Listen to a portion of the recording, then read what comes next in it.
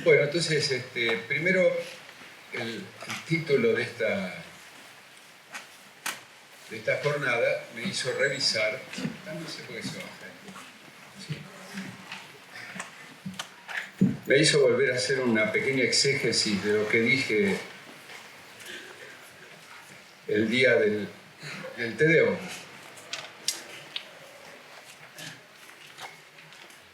Contamos con una larga experiencia en nuestro acervo político, cuyo mayor logro fue recuperar la democracia y defenderla como supremo valor institucional. La alternancia en el poder ha sido una nota distintiva, aunque permanecen en el tiempo cuestiones de Estado sin resolver. Y me preguntaba, ¿no será el momento de ir hacia un gran pacto nacional con mirada amplia y generosa, que no sea funcional ni coyuntural, dejando de lado mezquinos intereses sectoriales? Se trata de una propuesta superadora de todo partidismo y fracción, con la conciencia de que la unidad prevalece sobre el conflicto y la realidad es más importante que la idea. Dos de los principios que enumeró la profesora Ana de Evangelii Gaudium del Papa Francisco. Una propuesta que convoque a los principales actores de la política y de todos los sectores que sean capaces de gestar una cultura del encuentro con inteligencia, creatividad e imaginación, reunidos en una mesa de diálogo que acentúe las coincidencias y no tanto las diferencias, con las virtudes y notas esenciales de este arte superior del espíritu humano, como lo es el diálogo, con claridad, afabilidad, confianza y prudencia. Estas notas, la Iglesia las toma de un documento muy importante que San Pablo VI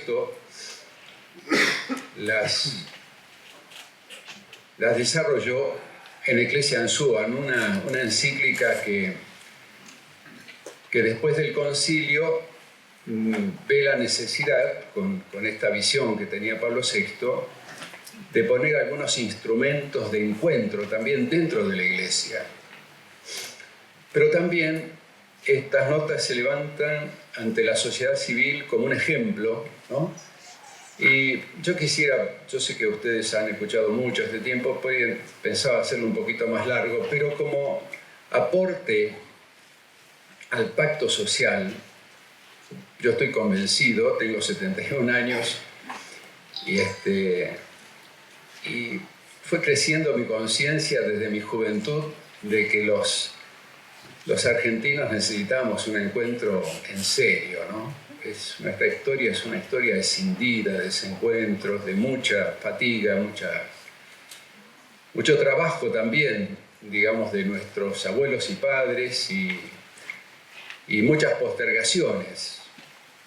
Y estoy seguro que un espacio donde, en una mesa imaginaria, donde todos los sectores puedan intervenir, me parece que puede ser un momento de inflexión de nuestra historia.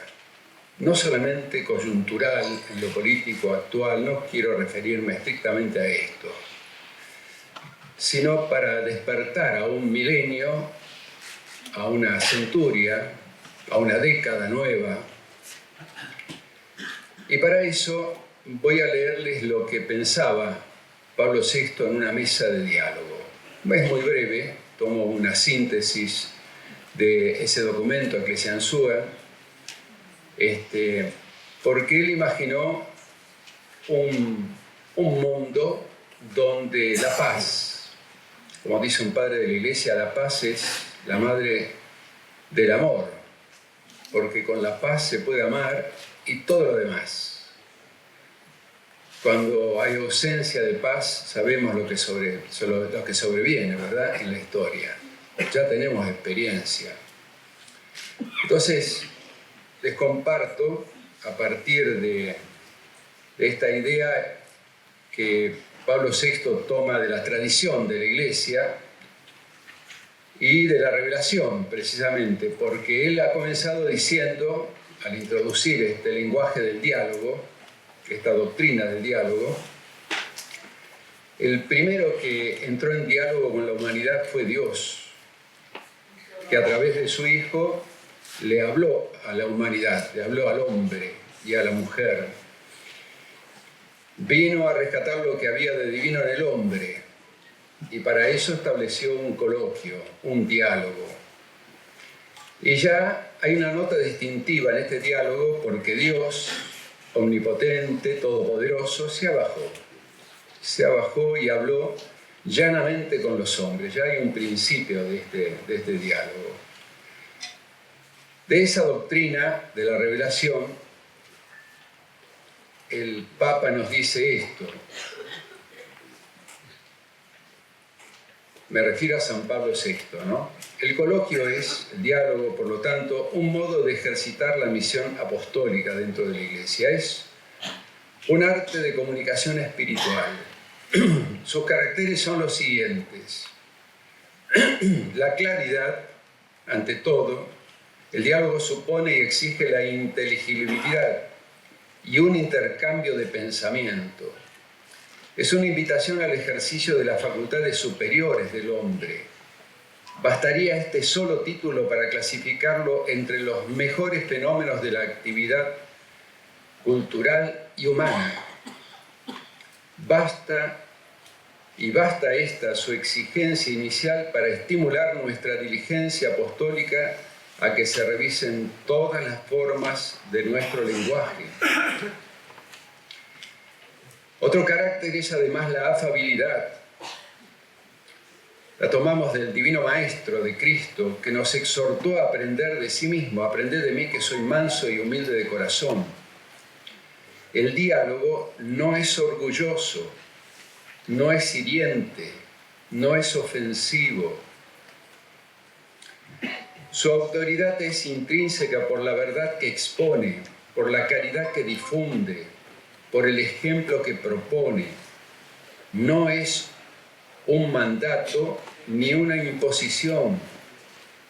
Es pacífico, evita los modos violentos, es paciente, es generoso.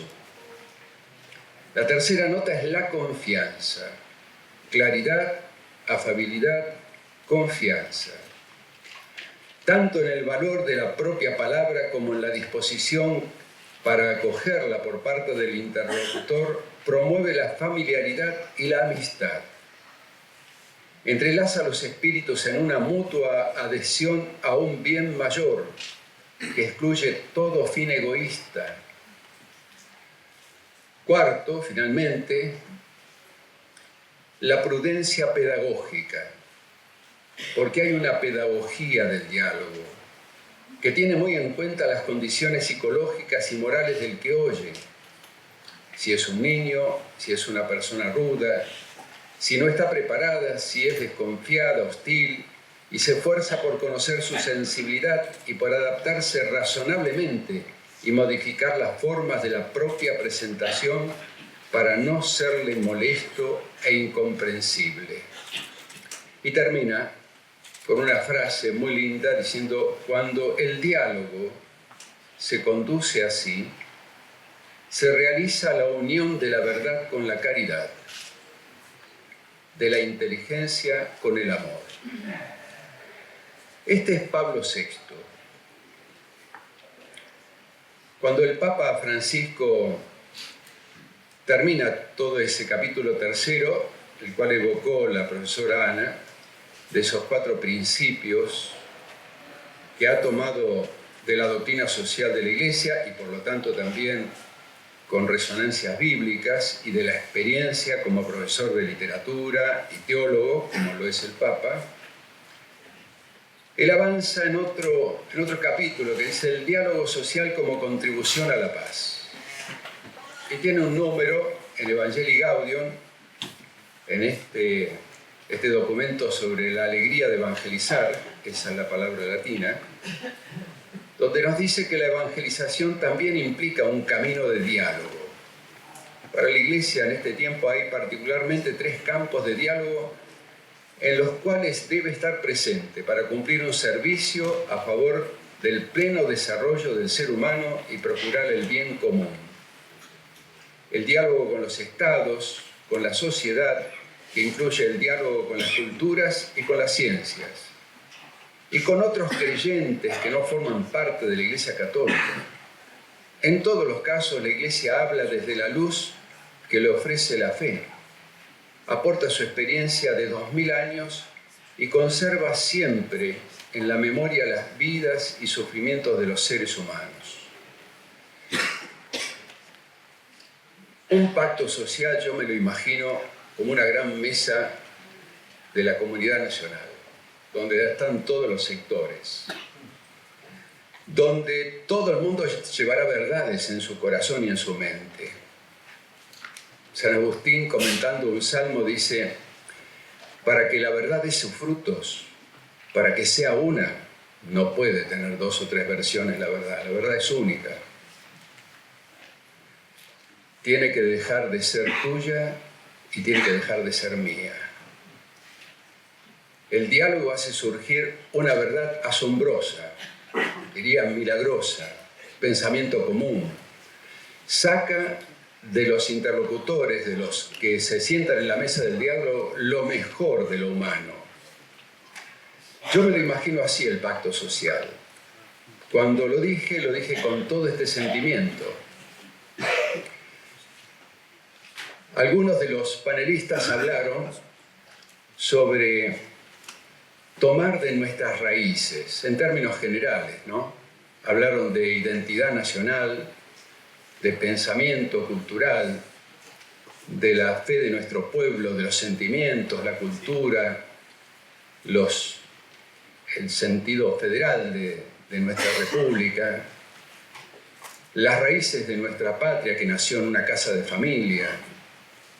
Bueno, todo el acervo cultural, ¿no? Me hizo pensar de vuelta, hace poquito el Papa cita a Bernardes en ese soneto que muchos sabemos, ¿no? Al fin y al cabo comprendí que lo que el árbol tiene de florido vive de lo que tiene sepultado, ¿no?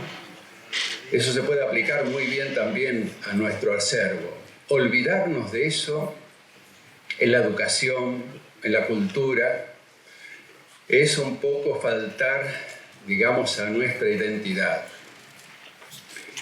Y me parece que la educación hoy, que está tan deslumbrada por lo comunicacional, por las nuevas tecnologías, yo siempre agradezco a Dios haber tenido un bachillerato donde tuve filosofía, lógica, historia, geografía, materias que me ayudaron a pensar la nación, a pensarme yo mismo y a pensar a los demás. Puedo hablar del diálogo y creer en el diálogo por las humanidades. Todo lo demás puede venir, pero son instrumentos. Lo esencial son las humanidades en la educación. Cuando pensemos en una educación seria en la Argentina, no tendremos que descuidar ninguno de estos factores, ¿no? Tanto en La Pampa, cuando me tocó trabajar en el proyecto de educación, como aquí en la capital, en la nueva escuela secundaria, me tuve que sobreponer un poquito a todo el aluvión, digamos, de esto, digamos, el achicamiento de las humanidades fue tremendo en los planes, ¿verdad? Y yo decía, tendremos una generación que no piensa, solamente que teclea, que cree en lo virtual. El pensamiento es otra cosa. Digamos, la Iglesia nos ha ayudado a pensar, al Padre Carlos y a mí, con la filosofía, el latín, el griego, la teología, la antropología, la pedagogía. En fin, todo eso me lo imagino en un nuevo pacto social, donde se puedan poner todos los valores que tenemos en el acervo, las grandezas de nuestra nación, nuestros fracasos también, reconocimiento también de lo que no hemos podido hacer. Pero hay algo de nuestra fe que atraviesa toda mesa de diálogo, que es la esperanza. Y quiero terminar con el catecismo de la Iglesia Católica, porque a veces muchos hablan, y sobre todo ahora en este tiempo siempre se va a evocar la esperanza, que no es otra que la esperanza cristiana, pero sepan esto: El Catecismo de la Iglesia dice que la esperanza es una virtud teologal. Nos la regaló Dios junto con la fe y la caridad en el bautismo, a los que somos bautizados. Pero también la desparrama en el mundo entero, porque el judío y también el musulmán hablan de esperanza. Hasta los budistas hablan de la esperanza.